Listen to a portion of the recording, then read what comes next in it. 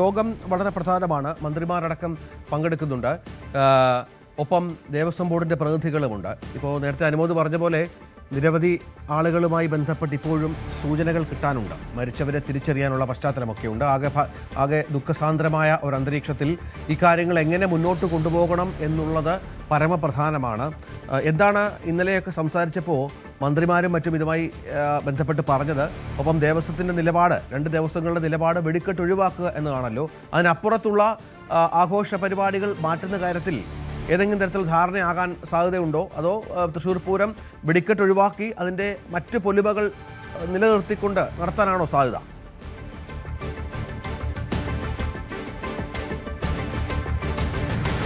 രഞ്ജിത്ത്, രണ്ട് ദേവസ്വങ്ങളും തീരുമാനിച്ചിരിക്കുന്നത് അങ്ങനെയാണ്. അവരുടെ അഭിപ്രായം അങ്ങനെ തന്നെയാണ്. അത് ഇന്ന് 10:00-ക്ക് കളക്ട്രേറ്റിൽ ചേർന്ന അവലോകന യോഗത്തിൽ അതുമായി ബന്ധപ്പെട്ട, അതായത് പൂരം നടത്തിപ്പുമായി ബന്ധപ്പെട്ടുള്ള യോഗം മന്ത്രിമാരുടെ അധ്യക്ഷതയിൽ ചേരുന്നുണ്ട്. അതിൽ ഇത് അറിയിക്കുകയും ചെയ്യും. ദേവസ്വങ്ങളും വെടിക്കെട്ട് ഒഴിവാക്കി പൂരം നടത്താനുള്ള തീരുമാനത്തിലേക്കാണ് പോയിരിക്കുന്നത്. അതേസമയം മറ്റ് ചടങ്ങുകൾ ആചാരത്തിന്റെ ഭാഗമാണ്. അതായത് മഠത്തിൽ വരവ്, ഇലഞ്ഞിത്തറമേളം, തെക്കോട്ടിറക്കം, അതുപോലെ കുടമാറ്റം തുടങ്ങി രാത്രി പൂരം, പകൽപൂരം ഉൾപ്പെടെയുള്ള കാര്യങ്ങൾ കൃത്യമായി അതിൻ്റെതായ ആചാരാനുഷ്ഠാനങ്ങളോടുകൂടി നടത്തപ്പെടും. ആഘോഷത്തോടെ കൂടി തന്നെ നടത്തപ്പെടുമെന്ന് തന്നെയാണ്. അതുമാത്രമല്ല, 3 മാസം മുൻപുള്ള ഒരുക്കങ്ങളാണ്.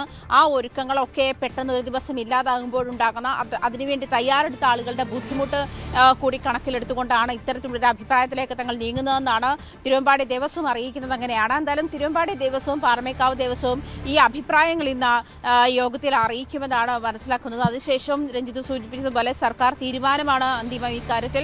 നേരത്തെ തന്നെ ഈ പുച്ചിങ്ങൽ വെടിക്കെട്ട് അപകടവുമായി ബന്ധപ്പെട്ട മൊത്തത്തിൽ വന്നിട്ടുള്ള വെടിക്കെട്ടുമായി ബന്ധപ്പെട്ട മൊത്തത്തിൽ വന്നിട്ടുള്ള റെഗുലേഷൻസ് തൃശ്ശൂർ പൂരത്തിന് അത് ബാധിച്ചിരുന്നില്ല. അതിനും ഇളവ് നൽകിയിരുന്ന ഒരു സാഹചര്യം ഉണ്ടായിരുന്നു. അതായത് ഈ ആഘോഷത്തിന്റെ ഭാഗമാണ് വെടിക്കെട്ടെങ്കിൽ പോലും അതിന് ഒരു വലിയ പ്രാധാന്യം നൽകി പോന്നിരുന്നു. പക്ഷേ ഇത്ര അധികം ആളുകൾ ഈ അപകടത്തിൽ മരിച്ചു പോയിരുന്ന ഒരു സാഹചര്യത്തിൽ പലരുടെയും ഈ പറഞ്ഞതുപോലെ അതിരൂക്ഷമായ തരത്തിലുള്ള അപകടമാണ് സംഭവിച്ചിട്ടുള്ളത്.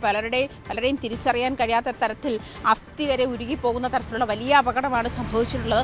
ആ ഒരു സാഹചര്യത്തിൽ 24 വരെ ദുഃഖാചരണം നടത്താനാണ് തീരുമാനം. മറ്റ് സമയങ്ങളോ ഒന്നുമില്ലാതെ തിരുവമ്പാടി ദേവസ്വത്തിന് സമയങ്ങളോ ഒന്നുമില്ലാതെ 24 വരെ ദുഃഖാചരണം നടത്താനാണ് തീരുമാനം. അതേസമയം 25, 26 തീയതികളിൽ ബാക്കിയുള്ള ആചാരങ്ങളും ചടങ്ങുകളും അനുസരിച്ചും സമയവിളക്കുകളും ഒക്കെ നടത്തും. അങ്ങനെ ആണ് ഇപ്പോൾ തീരുമാനിച്ചിരിക്കുന്നതെന്നാണ് തീരുമാനം. ഇന്ന് 10:00-ക്ക് ചേരുന്ന അവലോകന യോഗത്തിൽ അറിയിക്കുകയും ചെയ്യും, അടിയന്തര യോഗത്തിൽ അറിയിക്കുകയും ചെയ്യും. ഈ യോഗത്തിൽ അറിയിച്ച ശേഷം ഇതുമായി ബന്ധപ്പെട്ട് മന്ത്രി കെ രാജൻ, ദേവസ്വം മന്ത്രി വാസവൻ, അതുപോലെ മന്ത്രി ആർ ബിന്ദു തുടങ്ങിയവരാണ് യോഗത്തിൽ പങ്കെടുക്കുന്നത്. ഇവരുടെ നേതൃത്വത്തിൽ ചേർന്ന യോഗത്തിൽ ഇന്ന് കളക്ട്രേറ്റിൽ ഇതുമായി ബന്ധപ്പെട്ട തീരുമാനം എടുക്കുമെന്നാണ് മനസ്സിലാക്കാൻ കഴിയുന്നത്. ഇനി വരും കാലങ്ങളിലേക്കും കൂടി ഇത്തരത്തിൽ വലിയൊരു അപകടം നടക്കുന്നു. പ്രത്യേകിച്ചും അതായത് ജനസാന്ദ്രതയുള്ള ഒരു പ്രദേശത്തല്ല ഈ അപകടം ഉണ്ടായത് എന്നുള്ള ന്യായീകരണമാണ് തിരുവമ്പാടി ദേവസ്വം മുന്നോട്ട് വയ്ക്കുന്നതെങ്കിൽ പോലും അതിന് ഇത്ര അധികം ആളുകളുടെ ജീവൻ കവരാൻ ഒരു സാധ്യത കൂടി അതിന് മുന്നിൽ കണ്ടുകൊണ്ട് തന്നെ ഇനി വരുന്ന നാളുകളിലുള്ള പൂരം കൂടി ഇത്തരത്തിൽ വിലയിരുത്തപ്പെടേണ്ടുന്ന, അല്ലെങ്കിൽ എത്തരത്തിൽ നടത്തണം എന്നുള്ള കാര്യത്തിൽ കൂടി വ്യക്തത വരുമെന്നാണ് മനസ്സിലാക്കാൻ കഴിയുന്നത്. ഇനിയും പൂരം, ഈ ആചാരവും ആഘോഷവും തമ്മിലുള്ള വ്യത്യാസം മാറ്റി നിർത്തിക്കൊണ്ട് ആഘോഷങ്ങൾ വേണ്ട, ആചാരങ്ങൾ മതി എന്നുള്ള തരത്തിലേക്ക് തന്നെ ആയിരിക്കും ഒരു പക്ഷേ ഇന്ന് തീരുമാനമെടുക്കുക. പക്ഷേ ആചാരങ്ങൾ തന്നെ ആഘോഷപൂർവ്വം നടത്തണം, അതിൻ്റെ കൃത്യമായ ആഘോഷത്തോടു കൂടി തന്നെ നടത്തണം എന്നുള്ള തീരുമാനത്തിൽ തന്നെയാണ് ഇരു ദേവസ്വങ്ങളും നിലയുറപ്പിച്ചിരിക്കുന്നതെന്ന് മനസ്സിലാക്കുന്നുണ്ട്. എന്തായാലും ഇന്ന് യോഗത്തിന് ശേഷമാണ് ഈ കാര്യത്തിൽ ഒരു വ്യക്തതകൾ, ഒരു ഉച്ചയോടുകൂടി പൂരം ഏത് തരത്തിൽ ഏത് തരത്തിൽ ഉണ്ടാകും എന്നുള്ള കാര്യത്തിൽ ഒരു ക്ലാരിറ്റിയൊക്കെ വരുമെന്നാണ് മനസ്സിലാക്കാൻ കഴിയുന്നത്. അതേസമയം വെടിക്കെട്ട് അപകടത്തെ തുടർന്ന് ഈ സ്റ്റോപ്പ് മെമ്മോ നൽകിയിട്ടുണ്ട്. അതായത് വെടിക്കെട്ട് ഉപകരണ നിർമ്മാണങ്ങളുമായി ബന്ധപ്പെട്ടും വെടിക്കെട്ട് സാധന സാമഗ്രികളുടെ നിർമ്മാണവുമായി ബന്ധപ്പെട്ട സ്റ്റോപ്പ് മെമ്മോ നൽകിയിട്ടുണ്ട്. എന്തായാലും മറ്റ് അപ്ഡേഷൻസ് എന്തായാലും ഒരു ഉച്ചയോടുകൂടി നമുക്ക് അറിയാൻ കഴിയുമെന്നാണ് മനസ്സിലാക്കാൻ. യോഗമാണ്. പൂരം നടത്തിപ്പ് എങ്ങനെയാകുമെന്നുള്ളത് പൂരപ്രേമികൾ ആകാംക്ഷയോടെ കാത്തിരിക്കുന്ന ഒന്നാണ്. അനുമോദ് തുടരുന്നുണ്ട്. അനുമോദ്, ഈ മരണവുമായി ബന്ധപ്പെട്ട് ഇപ്പോൾ 14 എന്നാണല്ലോ ഒരു കണക്ക്. അത് ഔദ്യോഗികമല്ല, അനൗദ്യോഗികമായി ലഭിക്കുന്ന കണക്കാണ്. ഔദ്യോഗികമായി 10 എന്നാണ് സർക്കാർ പുറത്തുവിടുന്ന കണക്ക്. പക്ഷേ ഇനി മൃതദേഹങ്ങൾ തിരിച്ചറിയാനുണ്ട് എന്ന് വേണം മനസ്സിലാക്കാൻ. ശരീരഭാഗങ്ങൾ ലഭിച്ചതിൻ്റെയൊക്കെ എണ്ണം പുറത്തു വന്നിരുന്നു.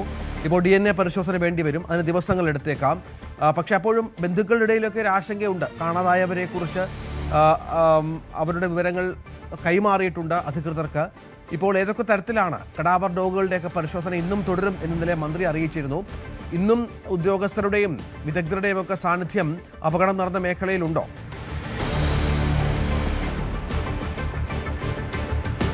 രഞ്ജിത്ത്, ഇന്ന് മിക്കവാറും കെടാവർ നായകൾ ഉപയോഗിച്ചുള്ള ഈ മൃതശരീര അവശിഷ്ടങ്ങളുടെ തെരച്ചിലായിരിക്കും ഉണ്ടാവുക.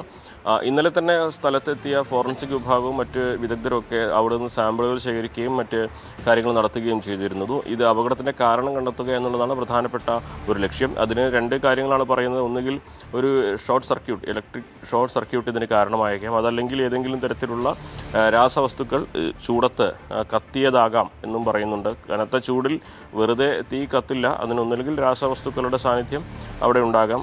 അതിനെ സംബന്ധിച്ചുള്ള പരിശോധനകൾ ഫോറൻസിക്കിൻ്റെ ലാബിൽ നടക്കുന്നുണ്ട്. ആ ഫലം വളരെ പ്രധാനപ്പെട്ടതാണ്. ഒപ്പം തന്നെ ഷോർട്ട് സർക്യൂട്ട് ഉണ്ടായിട്ടുണ്ടോ എന്നത് ഇലക്ട്രിക് വിഭാഗത്തിൻ്റെ പരിശോധനകളും ഉണ്ടാകും.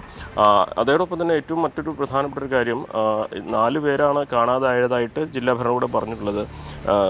തെക്കുംകര ചോരത്തുവീട്ടിൽ സുരേഷ്, തൃശ്ശൂർ കോട്ടപ്പുറത്ത് അരങ്ങത്ത് വീട്ടിൽ അഭിജിത്ത്, മനക്കൊടി കോലാട്ടുപുരയ്ക്കൽ വീട്ടിൽ വിഷ്ണു, കോട്ടപ്പുറം ചേലാട്ട് ലൈൻ ഗിരീഷ്, അങ്ങനെ 4 പേരാണ് കാണാതായിട്ടുള്ള വിവരം ഉള്ളത്. ഇവരെക്കുറിച്ചുള്ള കൂടുതൽ അന്വേഷണം നടക്കുന്നുണ്ട്. അതിലേറ്റവും ഒരു ദുരന്തം കൂടി ഇപ്പോൾ നമുക്ക് പങ്കുവയ്ക്കാനുള്ളത് ഈ ഗിരീഷിൻ്റെ അമ്മ ഇന്നലെ മരിച്ചു രാത്രി എന്നുള്ളതാണ്. അമ്മ അസുഖബാധിതയായി കിടക്കുകയായിരുന്നു. ബോധം വരുമ്പോഴൊക്കെ മകനെക്കുറിച്ച് അന്വേഷിക്കുന്നുണ്ടായിരുന്നു. പക്ഷേ അമ്മ ഇന്നലെ രാത്രി മരിച്ചു എന്ന വിവരമാണ്, മറ്റൊരു പ്രധാനപ്പെട്ട വിവരമാണ് നമുക്ക് പങ്കുവയ്ക്കാനുള്ളത്. തൃശ്ശൂർ കോട്ടപ്പുറം സ്വദേശിനി ഗൗരിയാണ് മരിച്ചത്.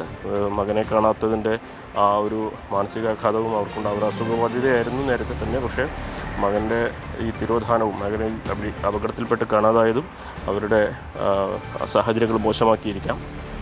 എന്താണെങ്കിലും ഇന്ന് കെടാവർ നായകളെ ഉപയോഗിച്ചുള്ള തെരച്ചിൽ രാവിലെ 7:30 തുടങ്ങുമെന്നാണ് അറിയിച്ചിട്ടുള്ളത്. മറ്റ് ഉദ്യോഗസ്ഥരും അവിടെ ഉണ്ടാകും. പക്ഷേ ഈ ഒരു സാമ്പിൾ ശേഖരണം പോലത്തെ കാര്യങ്ങളൊക്കെ ഇന്നലെ തന്നെ പൂർത്തിയായതായിട്ടും ഇനി ആവശ്യം ഈ മൃതശരീര അവശിഷ്ടങ്ങൾ കണ്ടെത്തുക, അതിന് തെരച്ചിൽ വ്യാപകമായി നടത്തുക എന്നുള്ളതാണ് പോലീസ് അറിയിച്ചിട്ടുള്ളത്.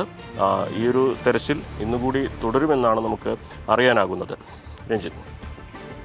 CV അനുമോദും ആജ്ഞ രവീന്ദ്രനുമാണ് ഏറ്റവും പുതിയ വിവരങ്ങൾ പങ്കുവെക്കുന്നത്. ഏതായാലും ദുരന്തത്തിൻ്റെ ആഘാതത്തിൽ നിന്ന് മോചിതമാകാൻ സമയമെടുക്കും, സംശയമില്ല. തൃശ്ശൂർ പൂരം ഇതിൻ്റെ എല്ലാ ഗിരിമയോടെയും ഇത്തവണ ഉണ്ടാവില്ല എന്ന കാര്യത്തിൽ സംശയമില്ല. പൂരപ്രേമികൾക്ക് ഏറെ ദുഃഖകരമായ വാർത്തകൾ തന്നെയാണ് പുറത്തു വരുന്നത്. കൂടുതൽ വാർത്തകൾക്ക് News 18 Keralam YouTube channel subscribe ചെയ്യുക.